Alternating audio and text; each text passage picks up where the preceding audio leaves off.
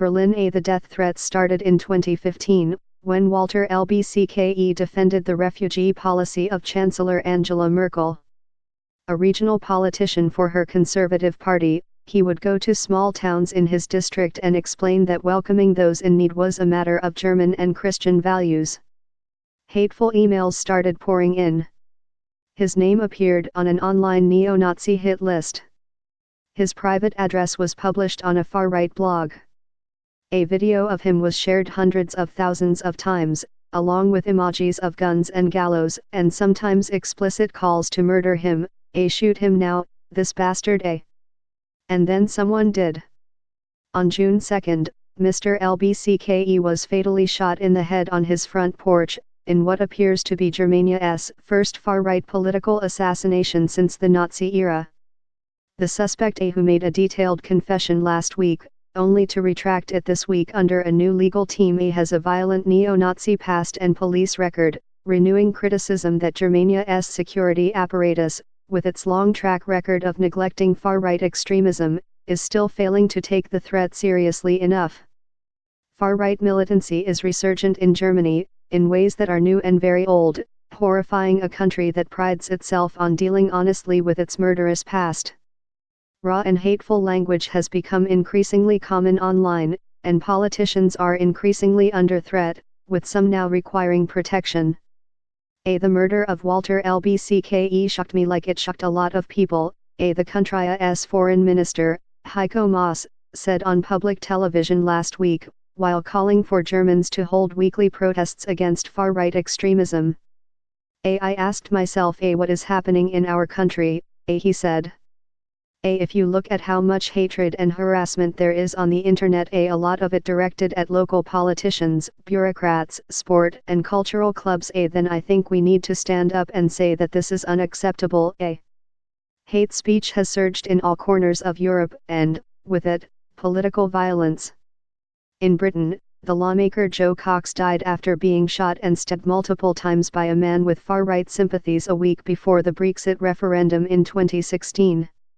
In Poland, the liberal mayor of Gdansk, Paweł Adamowicz, was killed in January after being the target of a relentless and hateful campaign against him on the state-owned broadcaster.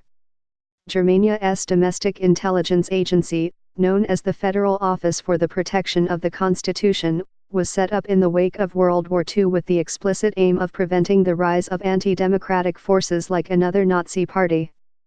But with the arrival of more than 1 million migrants since 2015, many of them from Muslim countries, the agency has concentrated resources on threats of Islamist terrorism. Today, the agency estimates that there are 24,100 known far-right extremists in Germany, 12,700 of them potentially violent. And there are nearly 500 outstanding arrest warrants for far-right extremists. Horst Seehofer, Germania's interior minister, who oversees the agency, denied that officials had been blind on the right eye, but conceded that more should have been done in the Lbcke case. This political murder is a moment, a kind of signal, Mr. Seehofer said, because it is directed against our free democratic culture. The suspect, 45-year-old Stefan Ernst, was well known to the authorities. He circulated in the orbit of a neo-Nazi party and nearly stabbed an immigrant to death in 1992. He spent time in prison after an attempted bombing, and owned at least 5 weapons, including a machine gun and the .38 caliber handgun used in killing Mr. Lbcke. People will die, he predicted in an online post before the murder. After his prison term, domestic intelligence agents had kept tabs on Mr. Ernst, but he fell off the radar at a time when many of them were diverted to focus on militant Islamists. Then time limits on storing personal data kicked in. He should have remained on the radar continuously, said Stefan Kramer, the head of the domestic intelligence agency in the eastern state of Thuringia. But for too long, Mr. Kramer said, the possibility of far-right domestic terrorism was neglected at the federal level. Politically, Germany saw a sharp uptick in right-wing fury after the 2015 migration crisis. The far-right Alternative for Germany party shocked the establishment by winning enough votes to take seats in parliament. During the past year, support for the party has flattened, and the Liberal Greens have recently surged to the top of the polls. But analysts say that while the Alternative for Germany has not been linked directly to political violence, the party's noisy presence has contributed to a normalization of violent language that risks legitimizing violence itself. The party has vowed to hunt Ms. Merkel. Just this month, one local party official identified the Greens as the new enemy, vowing to shoot our way through . For some politicians, the angry political mood has meant peril. The mayor of the northern city of Altena, Andreas Hallstein, survived a knife attack in 2016. In 2015, the mayor of Cologne, Henriette Recker, was stabbed in the throat by an unemployed man who said he wanted to send a signal on the country's refugee policy. In an interview, Ms. Recker said that death threats, rare before 2015, had become an everyday reality and that she now had private security agents posted outside her office. People on the front line of defending our open society have become the target, Ms. Recker said. Just last Wednesday, Ms. Recker received a chilling email from senders who declared, Sieg Heil and Heil Hitler, the phase of cleansing has started with Walter Lbcke, the email stated. Many more will follow him. Including you. Your life will end in 2020. In recent decades, far-right extremists have committed scores of murders in Germany, 169 since 1990 alone, according to one investigation conducted by two German newspapers, Die Zeit and Der Tagesspiegel. But Mr. Lbcke is the first politician to be assassinated by far-right militants in post-war Germany. Tanjev Schulz, an expert on far-right extremism, said the new threats against politicians carried echoes of the Weimar Republic, the period between the two world wars, when far-right terrorists killed a number of politicians to destabilize Germany's young democracy, ultimately succeeding. Destabilizing the state has always been the strategic aim of neo-Nazis, but the German authorities have never really looked at it that way, Mr. Schulz said.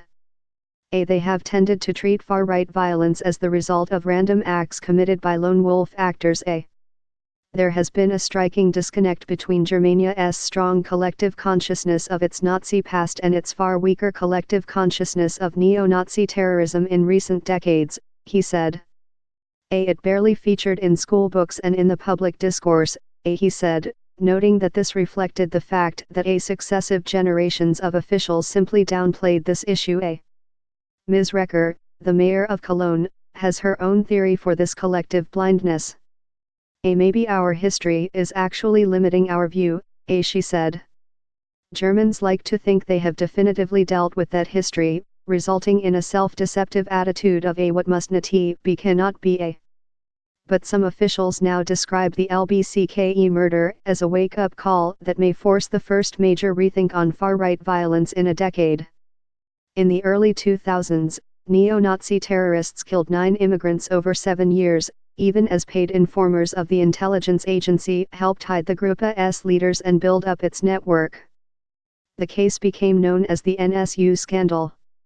Mr. Kramer, the intelligence chief in Thuringia, was appointed as part of the overhaul after the scandal.